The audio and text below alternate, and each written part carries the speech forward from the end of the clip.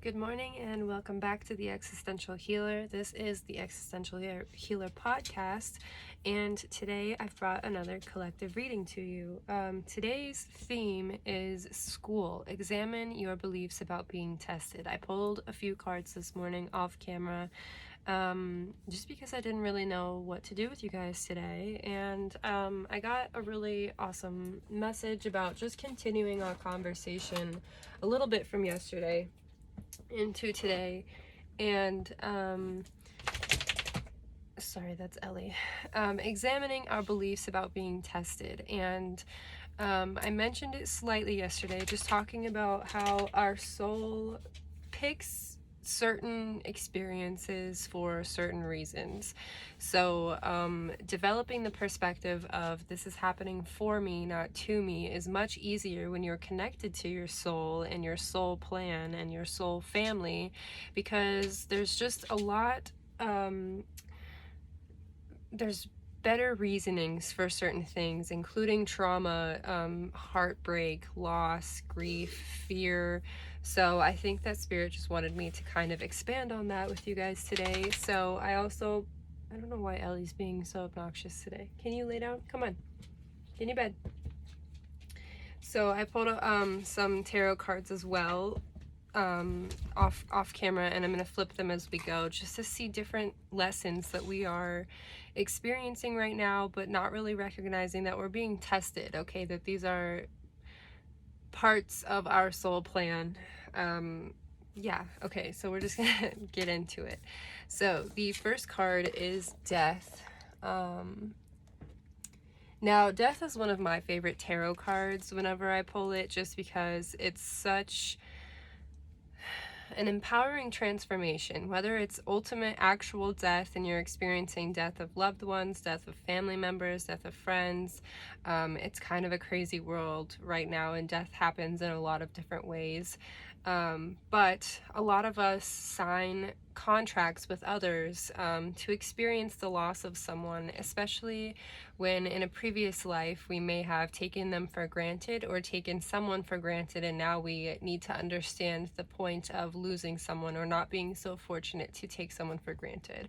Again, this was hard for me to deal with an ego mindset, understanding that someone I love would be dying for the evolution of my soul growth. Like, that just sounds kind of wishy-washy, but when I don't take it personally and when I recognize that their soul still surrounds me and there is something that I can learn in every experience, death becomes a lot closer. And I think yesterday we also talked about how examining the death of ourselves, like our own death, is really important in spiritual growth, because when you are friends with death, it's no longer like this life versus death sort of thing. It's life and death, and you realize that they're both a part of the same cycle. So one of the tests that you all might be facing is death, in whatever way that means for you, whatever way it resonates. It might be an actual soul death, so maybe try to back away from it a little bit and try to see it in a new perspective that could possibly be what, or ask yourself, what is my soul gaining from this? How is this test benefiting my soul? Okay. Then we have 10 of Wands, and I believe this one in this book anyways talks about foundations. So here we are breaking generational curses. The tests that you're facing with this 10 of Wands is tests as in, like, you don't have the answers. You don't have parents or guardians or whatever that have been giving you the answers all your life. You're kind of maybe the black sheep, or you just do things much differently from your family of origin. And that, I mean, you can see on the guy's face in the card, he's obviously putting in like a brute amount of strength, like doing this from the ground up. He's building a pyramid literally in the card. So we're building things that seem extremely hard, and it's extremely hard to walk away from your family of origin when they've raised you and when they've given you food and clothes and shelter, okay? Because that is sort of the Western ideology around what a family should provide for a child is food, clothes, and shelter. But it seems like each one of these wands have been ignited with a fire, and it seems like there's 10 elements that you are adding to your life that your generations previous to you have been waiting for this moment. And it's really exciting too spiritually, because when you break generational curses, that's when you know your ancestors are pulling up in support of you, because they are here to watch these curses be broken. They're here to encourage you to take the opportunities that they never had. And that's one way we can always honor our ancestors, is taking those opportunities and dissolving those generational curses that we've felt for so long, and living in new ways and experimenting and lighting new fires within our, you know, our ways of life. Excuse me. So yeah, keep going. The King of Pentacles, and this guy is really cool. I forget who he represents as like a god, but he is a beautiful blue man with lots of gold accessories and peacock feathers and pentacles just strung up all around him. It looks like he has a like headdress of golden cobras. Just very luxurious, very beautiful, very strong, very determined even. But I think that the point here, examining our beliefs about this test, would include examining what we believe we deserve. Ooh, that's a big one. What do we believe we deserve? And on a soul level, what has our soul put into our life? What has our soul agreed to in this life in order to learn from regarding our worth, the luxury we expect out of life, and the value we see out of everything that we have. Okay, this is also material gain. Sometimes when we are trying to manifest material gains, we are our own blocks because we don't truly believe that we deserve it. And this can be an issue from this life or a previous life. Maybe you had a previous life in poverty. Either way, examine the beliefs you have around luxury and the ability to give yourself luxury. Okay, and this isn't like waiting to win the lottery. This isn't waiting for a sugar daddy or something. This is literally you fortifying your own luxury and your own abundance. And so again, whatever that means to you also should be examined. Is what does true luxury, what does true abundance mean to you? Is it abundance in resources? Is it literal cash? Is it spiritual abundance? What that is sort of the test here is are you able to sort of separate from the society's view of success and claim your own and feel successful and feel big and strong and worthy? Yeah, so the next one we got is the Devil. This one is exciting to talk about. The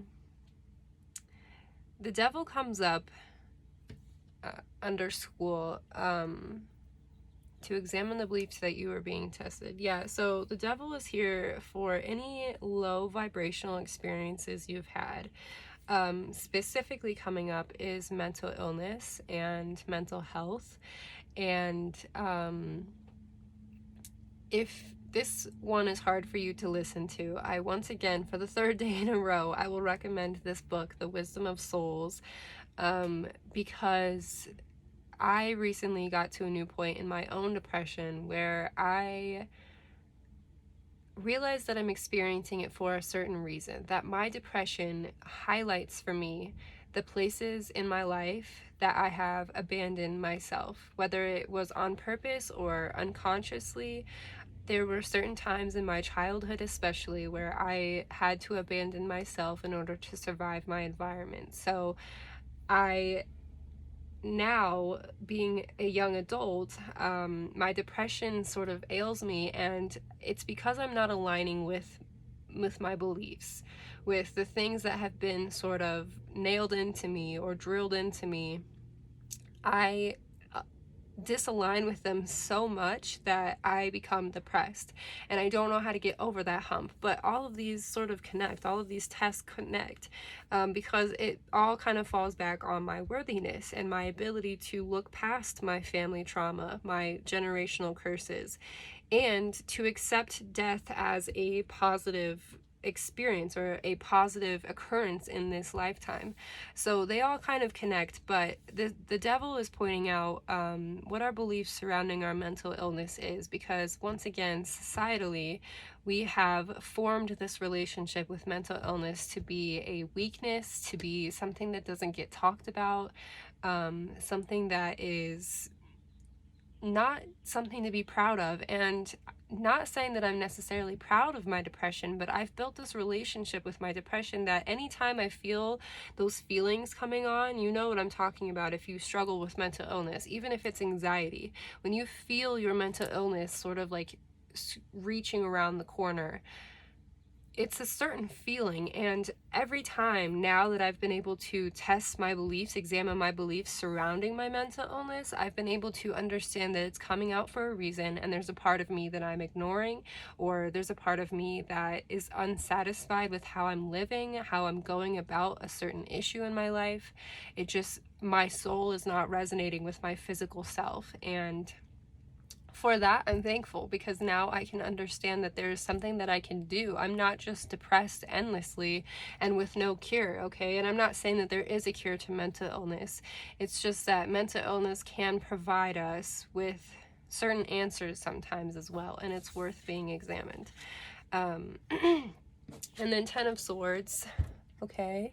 On this card of 10 of Swords, there is a woman on a horse and a man who has 10 swords in his back, or I guess 9 in his back and 1 in his hand, and his soul is sort of leaving his body.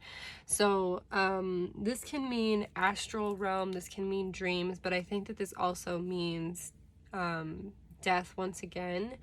I think this means the death of the ego, and with the 10 swords being within him, obviously he didn't die on the 10th sword. I think that we have to die many times within our life in order to ascend and in order to upgrade our beliefs and our ways.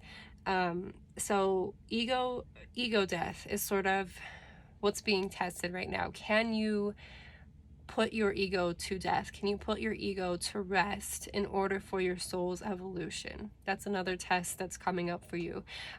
What of these swords are people trying to impale you? And how many of these swords are being met with your ego? Are you finding yourself in the defensive a lot? Are you finding yourself worried, stressed, overcompensating? Worry comes up again, just uncomfortability. Like, what is your thief of joy right now? Let's say that. What's your thief of joy? What sword is impaling you and making it hard for you to or maybe what sword is impaling you and what sword is challenging you to let go? So is there a part of yourself, your identity that you've claimed for so long, but you're kind of being tested to recognize that it's really just your ego? And now I realize that the woman on the horse is actually grabbing the man's spirit, like by the wrist. And I think this once again just shows, do we have trust or belief or faith in anything higher than ourselves? Or are we solely ego-based? And again, at different points in life, both outlooks can be necessary, I'll say that. But again, we're here to be challenged and to be tested. We're at Earth School right now, and this is one of the tests coming up for the collective, is what are we not allowing ourselves to let go of in order to ascend, in order to reach the next level, in order to connect with this spirit world, these spirit people who are coming to claim us. That's really exciting for you guys, because again, these, like, the whole point here is that before we incarnate, before we come to this earth, we sit down with many souls and many councils of souls who are our guides, literally, and we pick out specific experiences that will teach us specific things. And so not only is that super informational and helpful when it comes to dealing with certain experiences in life, but it's also helpful to go back a previous life or 2 or 5 or 7 or all of them, you know, because you can learn a lot about yourself and what you carry today because of karma, because of just stubborn emotions, because of loss and grief. Like, you are not perfect. Even in the spirit form, we are just always evolving, and that's why we come here, is to evolve further. That's sort of the relationship to have with yourself, is that you're just not perfect, and that's okay, and that's worth developing more for, is to ascend and not even work towards perfection, but work towards understanding and knowledge and wisdom. Some of the shadow aspects that might be keeping us from seeing these tests as they are would include effervescence, cultivate love, number 5, and phenomenon, number 25, be still and listen to the spirits. So shadow aspects wise, compassion for ourselves and others is going to be a huge hill to get over. That's true for anyone, but that's especially true for the spiritual souls who are trying to ascend and who are trying to connect right now, especially with so many low vibrational acts being committed in our time, in our society, in our world. It's hard to let go and have compassion for evil people or sad people or bad people or just even people close to you that have hurt you. But I will say that as long as we have not forgiven others, we have not forgiven ourselves. As long as we don't have compassion for others, we don't have compassion for ourselves. So gaining compassion for others starts with gaining compassion for ourselves once again, and maybe sitting down and writing out why it's so hard for us to be compassionate with ourselves. When did we start putting the compassion down and being tough on ourselves and expecting more from ourselves? When did that start, and who influenced it the most? And when it comes to who influenced your compassion for yourself, do they have any compassion for themselves? Okay. And I bring this up because this was another huge point in my own journey of realizing that the people who hurt me were not informing me out of wisdom and compassion. They were informing me out of fear. Out of fear specifically for my safety, but the fear of me being hurt overtook their ability to love me unconditionally. And so that, obviously, I grew up with like this very weird relationship with self that wasn't really, there wasn't a lot of room for growth or understanding or compassion, which compassion for myself, which so is hard to get over, especially because when you put a little piece of your soul away, okay, when a fragment of your soul breaks off and goes to a safe place in times of trauma, loss, fear, guilt, shame, etc., etc., it happens to all of us. Those pieces are replaced with ego. And so that's sort of why all of these tests tie in together, is because the ego, it all starts with the ego, taking out that first ego sword and allowing compassion to fill the hole that it leaves. But you have to be brave enough to take the sword out, okay? You have to be brave enough to rid yourself of the low vibrations that have been impaling your heart, impaling your ability to look past all of this frustration and jealousy and anger, okay, and fear and resentment, and just let down. Looking past that and having compassion for yourself and those who hurt you, because ultimately I guarantee that they were hurt as well. And that relationship, it's just worth examining, okay? Examining your beliefs about being tested. That's all. So that's number 5. And then number 25 was phenomenon. Be still and listen to the spirit. So once again, I feel like a lot of us currently, at least the ones listening to this message, struggle with connecting to spirit, struggle with connecting to their intuition or their soul or their higher self or just their gut feelings. And once again, I say I relate to you so much. I grew up Christian, so it was hard for me to accept spirituality. And I will say that the hardest thing about spirituality is the personal responsibility that comes with it.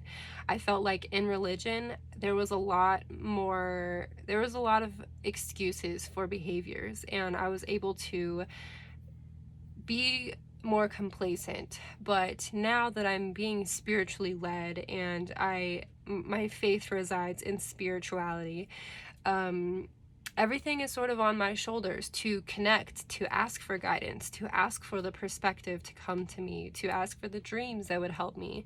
It's all sort of on me, and I have grown to appreciate this opportunity again because I am no longer waiting for the permission of others to ascend, to have joy, to experience my life the way I think I deserve to experience it, okay? I'm not waiting for anyone's permission. I'm not waiting for anyone to hold my hand and go with me, to approve the ticket on the trip. Like, there's so much freedom in understanding that I am the only person who can change my life, who can build my trust in my faith, who can get me to be still and listen to the spirits, okay? There are a lot of informational and helpful meditations and guides who are here on Earth plane, but they can only do so much. I mean, like, you can sit here and listen to me talk at you for hours, but you are the person who decides whether or not it has any relevance to your life. So yeah, those are our shadow aspects for when it comes to examining our beliefs about being tested. Again, how are we gaining from these experiences? How is our soul gaining anything from these? I guarantee you it's something, okay? There is something that you're gaining. There's something to see of value in these things. Again, I'd recommend reading the book because you learn a lot about different ways that our souls make contracts with other souls. Dang it. There's just a lot of good things that come out of soul work, okay? Sorry, I just dropped half the deck. Let's try that one more time.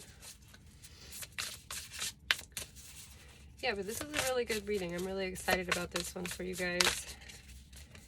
Okay. Things that are coming to us as we examine our beliefs.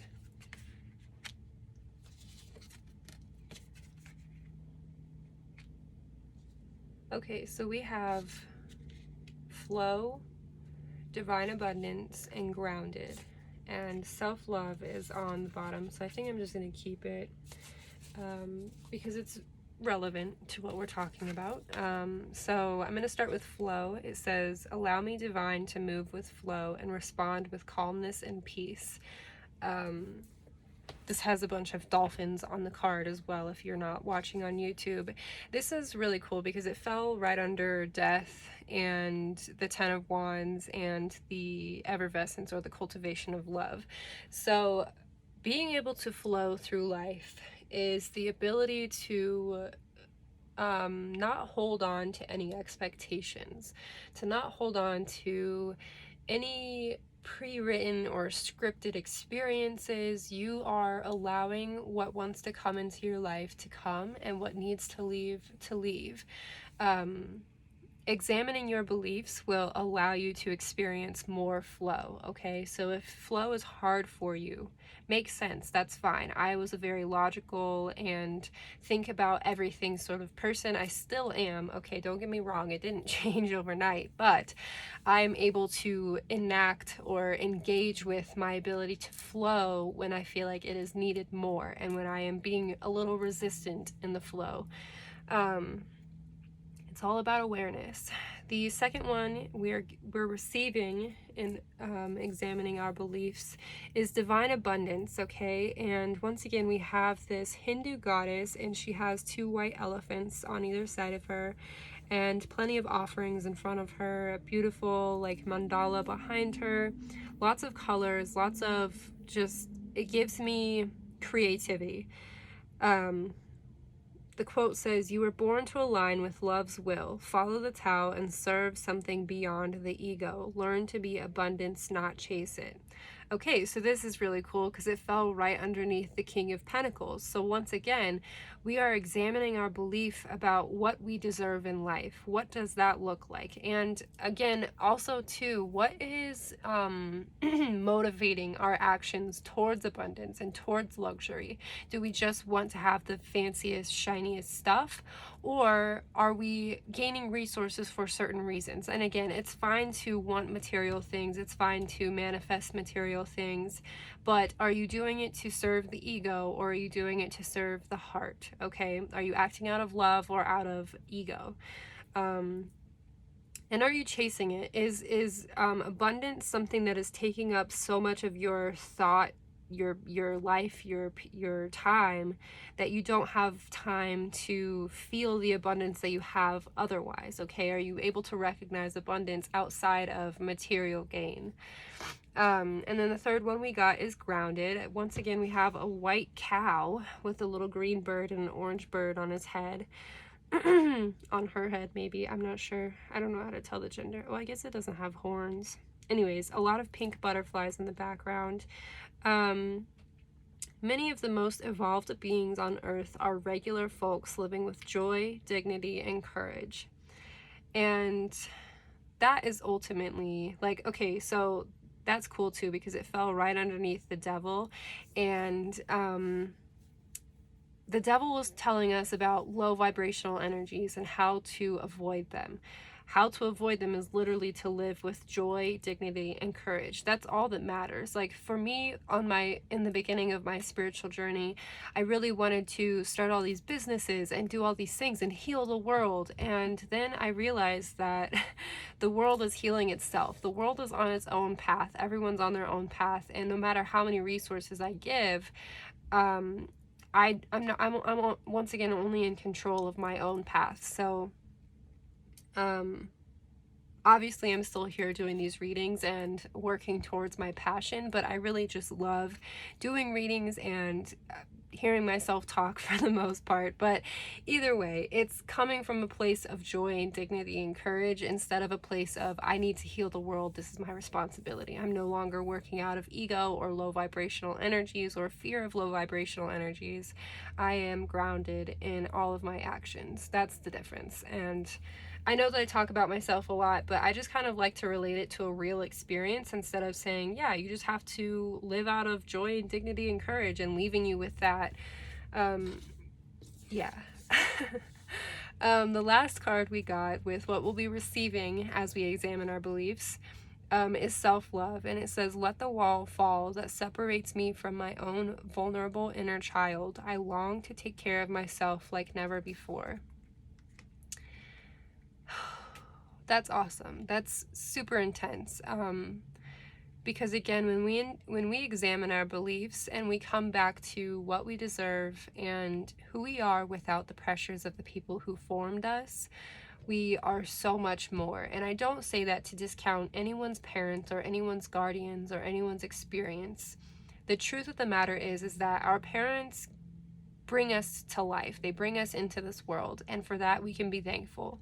But from there on, it's very rare that they parent us without any bias, and they parent us without giving us more issues to overcome. And that's the cool part about our soul plan, is that we agreed with our parents before this life to come in and learn certain things from them, and they would set us up with certain challenges and we would overcome them. But that's the whole point, is that at least in Western families, it's harder to overcome the teachings of our parents without being called ungrateful or selfish. And the whole point of growth is to be selfish, is to push ourselves into understanding more and developing our own person and having compassion for ourselves, and understanding how much we deserve outside of our parents, because more than likely our parents parented on the basis of their own trauma. So again, we are breaking these generational curses by loving ourselves, by having compassion for ourselves, because after that, everyone else just falls in line, and it's easier to have compassion and patience for every person who's ever done you wrong, because again, you're just understanding that you're learning something from them.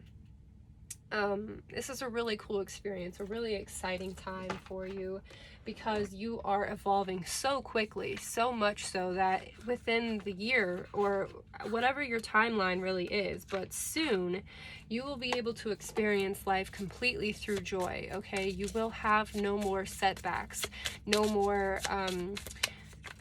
ailments of depression or mental illness that really take away from life. If anything, they'll still come around, but those experiences will be able to add to your life instead of taking from it, which is super, it's worth it. It's worth doing this work, okay, guys?